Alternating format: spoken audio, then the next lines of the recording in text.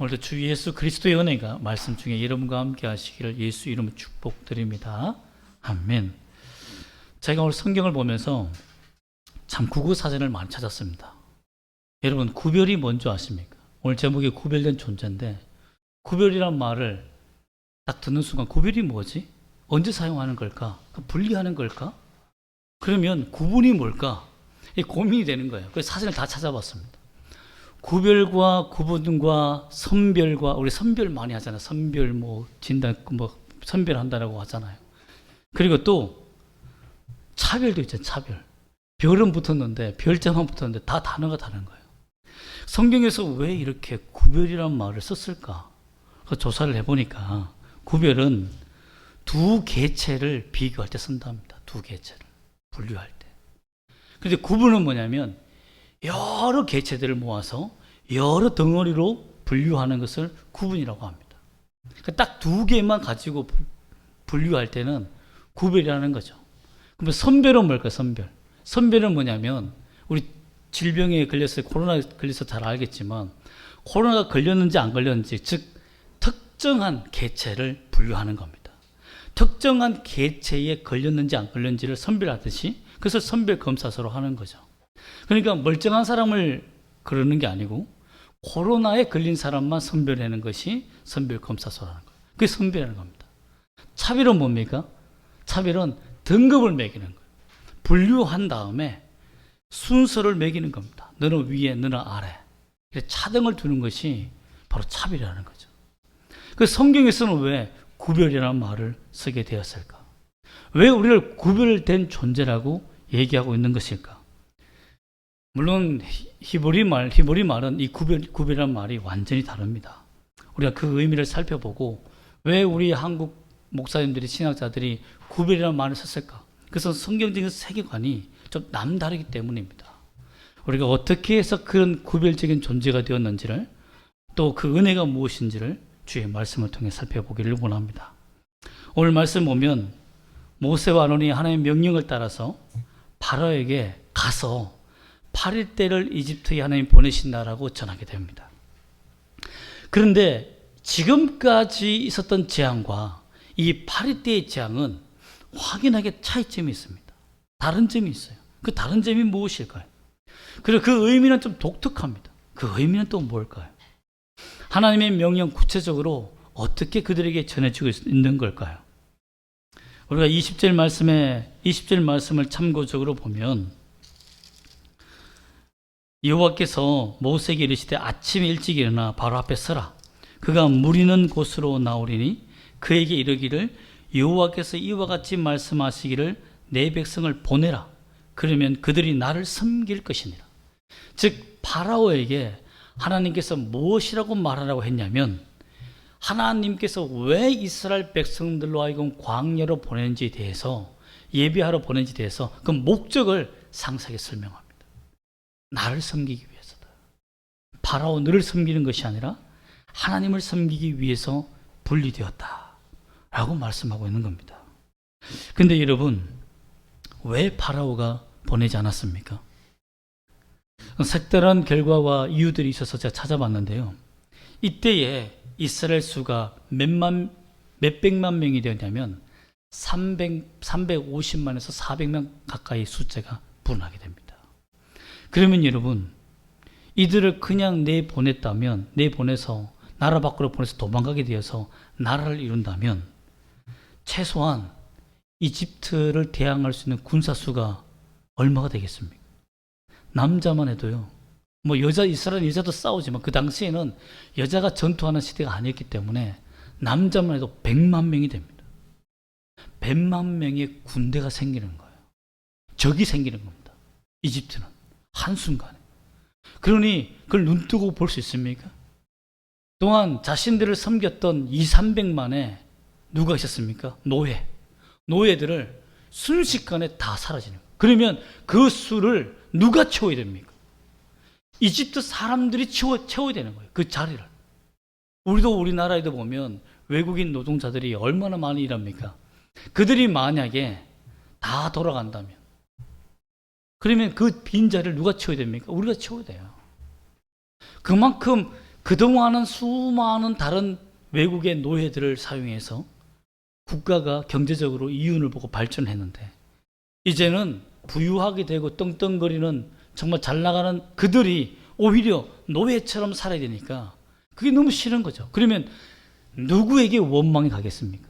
이렇게 허락한 정책을 내린 누가 원망을 했습니까? 파라오가 원망을 다 듣는 거죠. 자기 정치적 생명이 거기서 끝나는 겁니다. 그러니 보내줄 수가 없는 거죠. 300만 내 인구 중에서 그 병력을 어떻게, 또한 그 고용을 어떻게 채워나가겠습니까? 또한 결정적으로 뭐냐면 이집트는 다른 나라보다도 첨단 기술이 있습니다. 첨단 공법이 있어요. 건축에. 피라미드를 짓는 건축법은 비밀로 되어 있습니다. 그런데 자신들이 400년 동안 지배하면서 이스라엘 백성들에게 그 건축술을 다 전수해 주었어요. 모든 수학적 기법과 또한 그들을 전쟁에 동원함으로 말미암아 전쟁의 군사적인 기술과 방법들을 다 전수해 줬습니다. 우리가 중국의 모든 기술들을 다 유출시켜서 빼앗겨서 공장이 다 문 닫고 힘들어지듯이 처음에는 막 우리가 중국 사람 일손이 너무 싸니까 막 쓰지 않습니까? 막 쓰다가 어떻게 돼요? 우리 김현주 사님 말 들어보니까 다 그렇게 썼어요. 다 썼는데 지금은 중국 사람이 그 기술을 가지고 다 옆에 공장을 다 차려서 우리가 할 수 있는 모든 숟가락, 젓가락 만든 걸 다 가져와 버린 거죠. 이제는 스마트폰까지 베껴서 할 정도 되지 않습니까? 그러니 가만히 모든 건축설과 요새 만드는 방법, 전쟁하는 방법을 이스라엘 백성들에게 다 전해 주었는데 그들을 국가로 만들어서 보낸다? 도망가게 만들어준다? 이건 정말 제정신이 아닌 것은 할 수 없는 일이죠. 그러니 이 세 가지를 모두 알면서 보낼 수가 없는 겁니다. 파라오는 아는 거예요. 이들이, 여러분, 자유를 한 번도 맛보지 못한 사람 있잖아요. 그런 사람이 자유를 맛보기 전까지는 노예로 삽니다. 그게 일상이에요. 그런데 한 번 달콤한 자유의 맛을 보잖아요. 그러면 그 맛을 잊지를 못합니다. 자유가 그렇게 강렬합니다. 노예들이요, 왜 주인이 계속 때리고 학대하고 일감을 주고 쉬지 못하게 만드냐면, 쉬는 그 자유함을 얻게 되면 그 쉼이 너무 좋은 거예요. 계속 복지 타령하는 거죠. 마찬가지로 예배하는 그 기쁨을 잃었던 그 백성들이 3일 떨어진 먼 길로 가서 하나님을 마음껏 찬양하고 예배하고 나면 어떤 마음이 생기겠습니까? 영적으로 부흥이 되어버리는 거예요. 그러면 자신이 노예로 살았던 그 죄악된 삶이 싫어지는 거예요. 그 자유가 너무 좋아. 하나님과 함께 있는 그 땅이 너무 좋아지는 거죠. 그렇기 때문에 이 자유함을 누리게 한다는 그 자체가 왕으로서는 있을 수가 없다는 거죠. 털없이 3일 길을 가서 휴가 갔다 오면 못한다 이겁니다. 여러분, 뭐 우리 고은이도 공부해서 아시겠지만 공부하다가 3일 쉬면 어떻게 됩니까? 못해요. 3일 동안 그 잡았던 그 집중이 다 사라집니다. 그래서 교회 수련회 가면 2박 3일 가면 안 보내는 이유가 뭡니까? 거의 안 보내요. 잘 고3들은. 왜? 3일 동안에 잡아야 된 집중력을 다 잃어버린 거죠. 신앙적으로 우리는 시켜야 된다고 말하고 한쪽은 공부에 집중해야 된다. 이 둘이 싸우는 거죠. 그냥 인정합니다. 그만큼 자유를 맛본 자의 그 힘을 파라오는 겁을 내는 겁니다. 여러분, 그렇기 때문에 보낼 수가 없었던 거죠. 그러면 본문에서 나타나는 파리 재앙을 통해서 하나님께서 하신 이적과 기적의 내용은 무엇일까요? 특별히 다른 점을 보면 잘 알 수 있습니다. 20절 말씀과 21절 말씀을 보면 그들에게 하나님께서 가라고 했을 때에 다른 점이 특이한 게 있습니다. 다른 재앙들은 하나님이 모세와 아론에게 뭘 사용하라고 했습니까? 지팡이, 맞습니다. 지팡이를 가지고 뭐 운하를 향하든지 강을 향하든지 뭐 땅을 때리든지 이렇게 하라고 했는데, 이 파리 재앙부터는 하나님께서 그냥 말만 하십니다. 말씀만 전하라고 해요. 지팡이를 사용하지 않습니다. 독특한 부분이죠. 왜 그렇습니까? 지팡이를 의지해서 하나님의 능력이 나타나는 것이 아니라 전능하신 하나님이 그 말씀으로 이 기적을 행하신다는 것을 그 파라오에게 증명하고 싶었던 거예요. 하나님 자신이 나선 거예요. 그전에는 쉽게 말하면 쫄따구를 보낸 거죠. 모세와 아론을 보내서 지팡이를 가지고 직접 막 모세가 하듯이 아론이 하는 것처럼 보여줬다면, 이제는 잠깐 뒤로 나와 있어봐 이거죠. 내가 나설게. 하나님이 도저히 말을 안 들으니까 파라오가 직접 하나님이 나셔서 하나님께서 말하는 대로 되게 하겠다라고 말한 겁니다. 또한 두 번째 다른 점이 뭐냐면, 재앙이 구별된다는 거예요. 그전에는 재앙이 그냥 덮었어요. 이집 땅을. 고센이고 뭐고 다 덮어버렸습니다. 그런데 하나님께서 이때부터는 구별한다는 겁니다. 22절 말씀을 다시 한번 읽어볼까요? 22절 시작. 그날에 나는 내 백성이 거주하는 고센 땅을 구별하여 그곳에는 파리가 없게 하리니 이로 말미암아 이 땅에서 내가 여호와인 줄 내가 알게 될 것이라. 하나님께서 재앙을 구별했다는 겁니다. 그래서 24절에 보면 그대로 이집트 땅에서만 파리가 가득했다라고 되어 있습니다. 그런데 이 파리가 일반 더운 데는 파리도 정말 살기도 힘들거든요. 이 뜨거운 태양을 이길 수 있는 파리가 뭘까라고 조사를 해보니까 이 당시에 유행했던 파리는 말파리입니다. 말파리. 우리가 소파리라고 하는데, 말파리는 소파리보다 덩치가 좀 더 똥똥하고 더 커요. 힘이 셉니다. 그런데 이들의 습성은 뭐냐면, 말파리가 한번 생기면 말파리들은 알을 엄청나게 깝니다. 그것을 어디에 심냐면 동물들 짐승 피부를 물어서 피부 안에다가 다 주입을 넣어요. 그러면 짐승들이, 소나 이런 말들이 너무 몸이 간지러우니까, 알들이 막 안에서 있으니까 너무 간지러우니까 막 입으로 핥아냅니다. 이빨로 깨물고 핥으면 그걸 삼켜요. 밥 먹을 때 됐는데 좀 걱정이 됩니다. 삼키면 어떻게 되냐면 뱃속에 들어가서 다 알에서 깨어나서 굳게 됩니다. 그러면 이게, 죄송합니다만 구덩이 되어서 이 말과 이제 소들이 음식을 먹잖아요. 그러면 대변으로 나오면 그때 구더기들이 파글파글 그러면서 덕실덕실 나옵니다. 그런데 이게 너무 많이 물리면 결국은 이 소와 말들이 죽어요. 배탈이 나서 죽습니다. 그러니 이 말파리 떼들이 전국을 덮어서, 모든 짐승과 다 덮어서 한동안 지배했으니까, 여러분 대변 창자가 탈이 나서, 장이 탈이 나서 이 응아를 보게 된 이 말들과 이 소들이 엄청나게 거리에 뭘 놓겠습니까? 구더기들이 득실득실한 거예요. 이때 아이들이요, 기록에 보면 아이들이 막 토하고요, 막 비명을 지르고, 여성분들은 막 경기를 하는 거죠. 갑자기 옆에 얘기하다 손을 떡 짚었는데 막 변이 있는데 보니까 이게 버글버글 득실득실 그러니까 완전 난리가 난 거죠. 그러니 누구를 원망하겠습니까? 파라오를 원망하는 거죠. 이게 무슨 재앙이라는 거죠. 이 재앙은 고센 땅에는 일어나지 않았다라고 됐습니다. 즉 하나님의 백성, 구별된 백성에는 하나님께서 그 재앙을 내리지 않았다는 겁니다. 그러니 파라오가 머리가 깨질 듯이 아픈 거죠. 사람들이 난리가 난 거예요. 이 벌레들 다 치워달라고 난리가 난 거죠. 이 더러운 이 모든 것을 치워달라고 난리가 난 겁니다. 냄새와 구더기로 온 나라가 지저분하게 된 거예요. 여러분, 이런 재앙을 우리가 당한다면 정말 살 수 있겠습니까?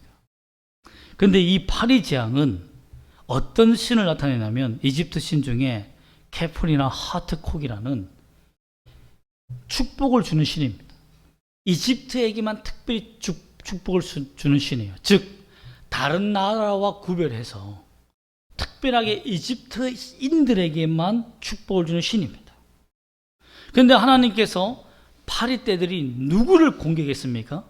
이집트인들만 공격한 거예요. 구별해서. 즉 하나님께서 말씀하시는 그 의미가 뭐냐면, 너희가 파라오가 섬기고 있는 이집트 신 거짓이다 이겁니다. 전능하신 하나님이 구별하고 선택하며 부르시지, 이방 신들은 자기 백성, 자기 나라의 백성들을 모을 수가 없다는 거예요. 왜? 존재하지 않는 신이니까.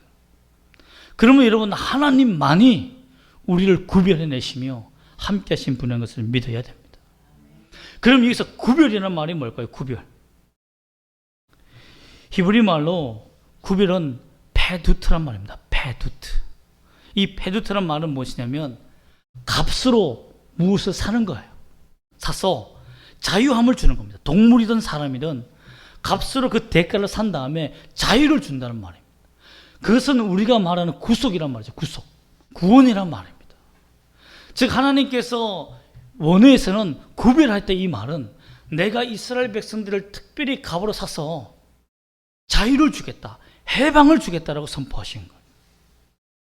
그렇기 때문에 그 말을 들은 파라오는 뭐 자유를 준다고, 이들에게 해방을 준다고, 그것이 얼마나 달콤하고 노예들에게는 독인데 그래서 보낼 수가 없었던 거죠. 그러나 참된 자유를 주시는 분은 누구다? 전능하신 우리 하나님뿐이다 라는 것을 성경은 강조한다는 것입니다. 그러기 위해서 파리떼의 재앙을 보여주신 겁니다. 이 재앙이 멈추지 않으니까 백성들이 밀란이 일어나고 냄새가 난다고 난리가 나니까 결국은 24절에 이 파리 재앙 때문에 온 나라가 그의 신하의 집과 애굽 온 땅에 이르러 파리로 말미암아 그 땅이 황폐하였더라. 그러니까 어떻게 됩니까? 우리 25절 한번 읽어볼까요? 25절. 바로가 모세와 아론을 불러 이르되 너희는 가서 이 땅에서 너희 하나님께 제사를 드리라. 허락했습니까? 허락한 거 아닙니까? 허락하지 않았어요. 왜 그렇죠? 어디에서 제사를 드리라고 합니까? 이 땅에서. 하나님은 사흘 길로 가서 처음부터 3일 길을 가서 거기에서 예배 드리라고 했는데 이집트는 그래 가서 예배 드려. 그 대신 이 땅에서 가지 말라는 말과 똑같은 말 아닙니까? 왜 그랬을까요? 이 땅에서 예배를 드리거나 하나님 앞에 번제나 제사를 드리게 되면 엄청난 일이 일어납니다. 모세가 뭐라고 말합니까? 모세가 만약에 26절에 보면 이곳에서 여호와께 제사를 드리면 애굽 사람이 싫어한 바 되어서 우리가 돌에 맞아 죽는다는 거예요. 돌에 맞아 죽는다. 왜 돌에 맞아 죽는 일이 생기죠? 하나님을 믿는 예배 방식과 이집트 신을 섬기는 예배 방식이 다른 거예요. 문화적 충격입니다. 충돌이 생기는 거예요. 이유가 뭐냐면 이집트인들은 동물을 신으로 섬깁니다. 발이나 그죠? 이도 신이고 그 소, 말 다 신이에요. 양도 다 신이에요. 그런데 이스라엘은 어떻게 합니까? 다 잡아 죽입니다. 그리고 어떻게 하죠? 잔인하게 갈기갈기 찢어버립니다. 동물들을. 그리고 그 피를 막 뿌려요. 그리고 어떻게 하죠? 마지막에는 이집트인들은 동물이 죽으면 매장합니다. 사람처럼 매장을 해줍니다. 그런데 우리 그 이스라엘 민족 어떻게 합니까? 불태워 화장시켜 버립니다. 그게 충격인 거예요. 즉 이집트인 중에서 동물보호협회에 관련된 관리자들은 이건 정신 나간 일인 거죠. 감히 우리 신을 이 문화재 보호하는 정도로 난리가 난 거죠. 불태워? 여러분 많이 생각해 보세요. 오늘날 기독교 문화의 기독교 예배에 대해서 지금도 우리 코로나 때문에 예배에 모여서 예배되는 거 이해를 못 하는데, 방역 때문에 그렇다고 이해를 못 하는데, 여러분 만약에 우리가 양 죽이고 소 잡고 이렇게 예배 드린다면 지금 현 정부와 가만히 있겠습니까, 여러분? 아니 환경보호단체에서 가만히 있겠습니까? 세계 전체가 떼거지로 SNS에서 난리 날 겁니다. 우리는 개 잡아먹는다고 세계에서 난리인데, 여러분 만약에 소 잡고 개 잡고 말 잡고 모든 거 다 잡으면, 그리고 번제로 태우고 난리 나면 가만히 있잖아요. 그래서 돌에 맞아 죽는다. 그 핑계를 대면서 하나님 주신 지혜죠. 바로 너희 말은 맞지만 우리 국민 몇백만 명이 다 떼거지로 돌에 맞아서 죽을 수 있다. 그걸 네가 허용하겠느냐는 거죠. 그럼 어떻게 됩니까? 돌에 맞아 죽으면 그 시체는 누가 치웁니까? 그리고 그렇게 죽은 사람이 만약에 100만 명이 넘는다면 일터와 모든 고용들이 다 붕괴되어 버리는데, 사회 전반의 모든 기업이 다 붕괴되는데, 그걸 네가 감당할래라고 문두가 똑같습니다. 바로에게. 그래 감당할 수 없는 거예요. 그러니 바로가 그래 가라라고 한 겁니다. 나중에 가라라고 합니다. 그리고 난 다음에 말합니다. 28절 말씀 보면 바로가 이르되 내가 너희를 보내리니 너희가 너희 하나님 여호와께 광야에서 그럼 제사를 드려라. 그러나 광야에서도 너무 멀리 가지는 마라. 그런즉 너희는 나를 위하여 간구하라. 괴략이죠. 추적할 수 있는 거리만큼 가기를 원하는 거죠. 그리고는 떠나서 모세가 이르되 내가 왕을 떠나가서 여호와께 간구하리니 내일이면 8일때가 바로와 바로의 신하와 바로의 백성을 떠나려니와 바로는 이 백성을 보내어 여호와께 제사를 드리는 일에 다시는 그 짓을 행하지 마소서 하며 기도해 줍니다. 그 대재앙 앞에 기도함으로 말미암아 어떻게 됩니까? 그 8일때들이 다 떠나요. 떠나자마자 바로가 어떻게 행동했습니까? 바로 그 마음을 완악하게 말하며 보내지 않습니다. 32절 말씀 한번 읽어볼까요? 시작. 그러나 바로가 이때에도 그의 마음을 완강하게 하여 그 백성을 보내지 아니하였더라. 여러분 파라오의 심보가 얼마나 독합니까? 하나님께서 이렇게까지 그들에게 재앙을 주고 거짓이라는 것을 파라오에게도 증명을 해주며 그리고 이 재앙을 하루 만에 없앰으로 말미암아서 하나님께서 이 모든 재앙을 멈추게 하셨다는 것을 보여주셨는데 그럼에도 불구하고 놓지를 못하는 겁니다. 이유가 뭐겠습니까? 여러분이 만약에 바로라면 하나님의 말씀의 기적을 보았어요. 그렇다고 해도 바라오라는 이 자리를 놓을 수 있습니까? 바로의 신분에서? 못 놓는 거예요. 여러분 세상 사람들은요 자기가 가지고 있는 이 손에 쥐고 있는 것이 크면 크고 크면 크고 많으면 많을수록 결국은 놓지 못합니다. 여기에 묶여 살 수밖에 없어요. 하나님이 아무리 명령하고 보여줘도요 믿을 수가 없는 거예요. 왜? 자기 위치가 지금 너무 소중하니까. 내 목에 칼이 들어오는 그 순간까지는 끝까지 주의 말씀에 불순종할 수밖에 없는 것이 세상입니다. 그러므로 여러분 이 시간 하나님 앞에 나와서 시간을 예배드리고 하나님을 경배할 수 있다는 이것이 여러분에게 얼마나 복된 일인지 모릅니다. 여러분은 엄청난 헌신을 하신 거예요. 사실상 목사는 시간 되면 오면 돼요. 직업이 이거니까 소명은 이거지만 여러분들은 직장의 모든 일과 삶의 터전을 다 두고 와야 됩니다. 산적해는 일들을 다 두고 와야 돼요. 저는 신앙생활하기 쉽습니다. 여러분이 더 어려워요. 그렇기 때문에 세상에서 모든 것을 쥐고 있는 여러분들이 주님 앞에 나온다는 그 자체가 큰 결단인 줄 믿으시길 바랍니다. 그러면 이 결단과 이 헌신을 놓지 마세요.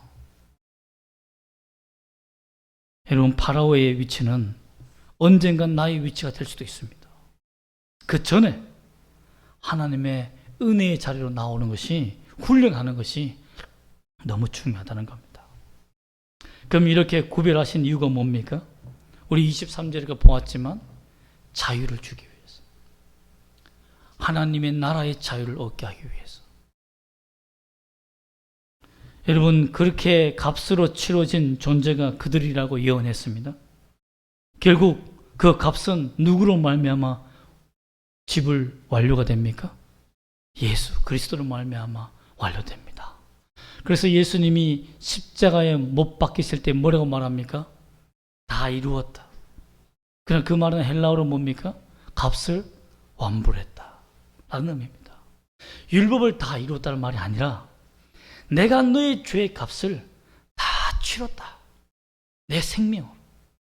모세 시대부터 자유케 하겠다라는 값으로 속죄하겠다라는 그 하나님의 약속을 이제 내가 지켰다라는 겁니다. 그러므로 주 예수 그리스도를 믿는 자들에게는 여러분 죄인과 의인이 구별된다는 거예요. 두 부류가 구별되어서 의인은 어디로 갑니까? 천국으로. 죄인은 지옥으로. 완전히 구별된다는 겁니다. 이런 의미가 있기 때문에 신학자들이 고민하여 이것을 값으로 산 자유라고 해석하기보다 구별이라고 해석한 겁니다. 한 단어를 해석하는 것이 이렇게 어려워요. 여러분, 여기에서 하나님의 마음이 보입니까? 직접 재앙을 주관하시고 자기 백성을 구별하여 부르셔서 미래에 일어날 일들을 미리 보여주시고 내가 너희를 위하여 죽을 것이며 참된 자유를 얻을 것이다 라고 선포하시는 하나님의 마음이 보이십니까? 앞으로 일어날 일인데 이스라엘 백성들 뿐만 아니라 이 성경을 읽고 있는 여러분에게도 너는 구별된 백성이야. 내가 값으로 산 백성이야. 너는 내 것이다 라고 말씀해 주시기 위해서 야곱과 같은 우리를 불러주셨다는 것에 믿음을 주시기 위해서 하나님이 이 성경을 기록했다는 것을 믿으시기를 소망합니다. 우리 예수님은 어떻습니까? 우리 하나님처럼 끝까지 버리지 않으시고 구별한 백성을 지키시듯이 마태복음 28장 20절에서는 내가 너에게 분부한 모든 것을 가르쳐 지키게 하라. 볼지어다 내가 세상 끝날까지 너희와 항상 함께 있으리라 하시니라. 여러분, 인칭 대명사의 특징이 뭡니까? 우리나 너희나 이것이 특징이 뭐예요? 구별시킵니다. 무리로 한정을 시켜요. 바운드를 칩니다. 그래서 여기는 하나님의 우리다, 하나님의 너희다라고 구별시키는 그 힘이 바로 인칭 대명사에 있는 거죠. 너희다, 우리다. 그래서 예수님께서 너희와 함께한다, 이 말은 뭡니까? 이것은 너는 내 백성이다, 너는 내 자녀다라고 강력히 말하는 겁니다. 그게 언어의 힘인 거죠. 그러므로 여러분, 영적 구별이란 구원입니다. 구원받는 거예요. 예수 그리스도의 값으로 통하여 구원받는 겁니다. 세상과 구별되어서 세상의 모든 때와 찌꺼기들을 완전히 영적으로 포맷시켜버리는 거예요. 여러분, 저는 컴퓨터를 이제 간사를 지내면서 한 30번, 40번 다시 포맷하고 다시 컴퓨터를 설치하고 했던 기억이 납니다. 처음에는 몰라서 밤새도록 했던 적이 있어요. 컴퓨터를 몇 대 갖다 놓고 비교하면서 막 포맷하고 소프트웨어 깔고 했던 적이 있습니다. 근데 언제 다시 공장 초기화를 합니까? 공장 초기화하는 방법은 그겁니다. 자꾸 버벅거리는 거예요. 그런데 참 게으른 사람들이, 방법을 모르는 사람들 끝까지 버벅거려서 나중에 멈춰서, 그죠? 렉이 걸릴 때까지 사용합니다. 그러나 그렇게 기기를 사용하면 결국은 램에 무리가 가서 기계 자체를 버려하는 순간이 오는 거죠. 영적 구별이 그겁니다. 우리가 공장 초기화를 하는 거예요. 더러운 때, 세상의 때와 생각들이 내 믿음이 그대로 순수하게 발동되지 않도록 자꾸만 바이러스에 걸려서 버벅거리게 만들어요. 예전에는 믿음으로 반드시 결단했는데 이제는 결단이 안 되는 거예요.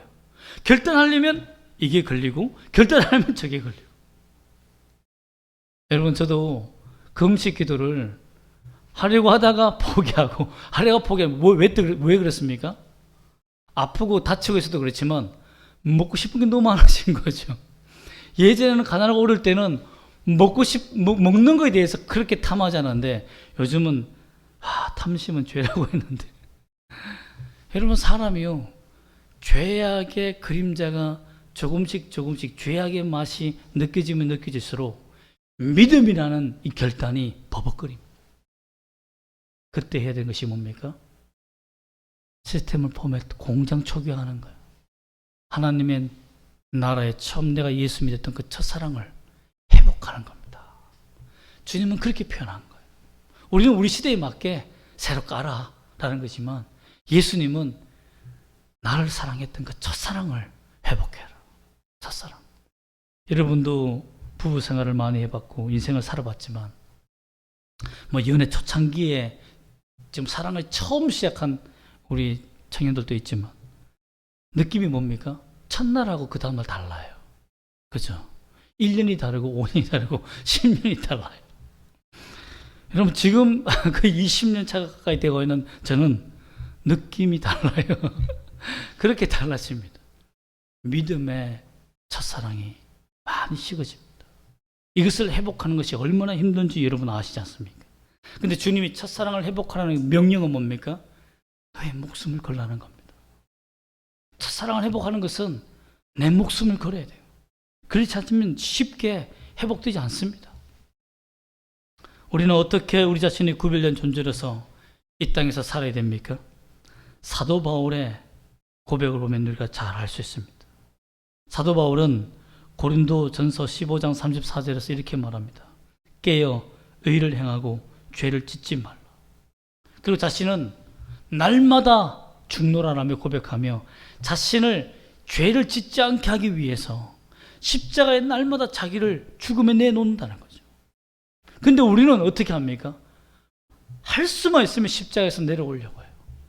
살 수 있는 기회만 있으면 살려고 합니다. 그러나 성경은 죽을 때 죽어야 된다. 죄의 습관과 반복적인 모든 죄를 끊는 것이 중요하다. 깨어 의를 행하고 죄를 짓지 말라. 그럼 이 방법은 어떻게 우리가 터득할 수 있습니까? 무조건 죄를 이기기 위해서 노력하면 됩니까? 사도 바울은 같은 고린도전서 15장 48절과 49절에 이렇게 얘기합니다. 제가 한번 읽어드리겠습니다. 무릇 흙에 속한 자들은 저 흙에 속한 자와 같고 무릇 하늘에 속한 자들은 저 하늘에 속한 이와 같으니 우리가 흙에 속한 자의 형상을 입은 것 같이 또한 하늘에 속한 이의 형상을 입으리라. 이 말은 뭡니까? 죄와 싸울 수 있는 유일한 길은 죄가 주는 달콤한 맛보다 하늘이 주는 그 맛을 경험하라 이겁니다. 즉 하늘에 속한 형상을 입는다는 것은 뭡니까? 부활의 영광이라는 겁니다. 이 땅의 영광이 귀하냐? 하늘의 부활의 영광이 귀하냐? 너가 이 땅에서 상급을 많이 받기를 원하느냐? 아니면 하늘에서 상급을 많이 받기를 원하느냐? 선택하라 이거. 여러분들은 하늘의 상급이 많아지기를 원합니다. 베드로는 죄악을 반복해서 짓는 자를 제가 기도에도 사용했지만 참 기분 나쁘지만 사람으로 취급하지 말라라고 되어 있습니다. 의와 도를 안 후에 베드로 후서 2장 21절과 22절을 보면 의의 도를 안 후에 즉 예수 그리스도가 누구신지 하나님의 말씀이 무엇이며 구원이 무엇인지를 안 후에도 받은 거룩한 명령을 저버리는 것보다 알지 못하는 것이 도리어 그들에게 낫다라고 말하며 이들을 향하여 참된 속담에 이르기를 개가 그 통하는 것에 돌아가고 돼지가 씻었다가 더러운 구덩이에 도로 누웠다는 말이 그들에게 응하였다. 개와 돼지를 비교하는 거예요. 하나님의 말씀을 알면서도 이것이 죄라는 것을 알면서도 행하지 않는 그 마음, 그 존재가 구별된 존재가 아니라 개와 돼지다라는 겁니다. 여러분 이 욕을 먹고 회개할 수 있는 마음이 되기를 원합니다. 하나님 내가 정말 개와 돼지와 같은 존재입니다. 뭐 내가 개가 돼지라고 발끈하지 마시고 주님이 주시는 은혜의 말씀을 듣고 진실을 주님 앞에 나는 죄인입니다 하는 고백이 있기를 원합니다. 결론적으로 우리가 구별된 존재를 정의해보면 이렇습니다. 우리의 선택이 아닌 하나님의 선택으로 되었다. 두 번째는 구별된 존재로 산다는 것은 내가 죽고 그리스도가 사시는 것이다. 세 번째는 그 존재로 산다는 것은 내가 하나님의 구별된 자녀임을 선언하는 것입니다. 또한 그들을 위해 하나님은 천국을 예비하셨다는 것을 잊지 말기를 주 예수의 이름으로 부탁드립니다. 아멘. 기도하겠습니다.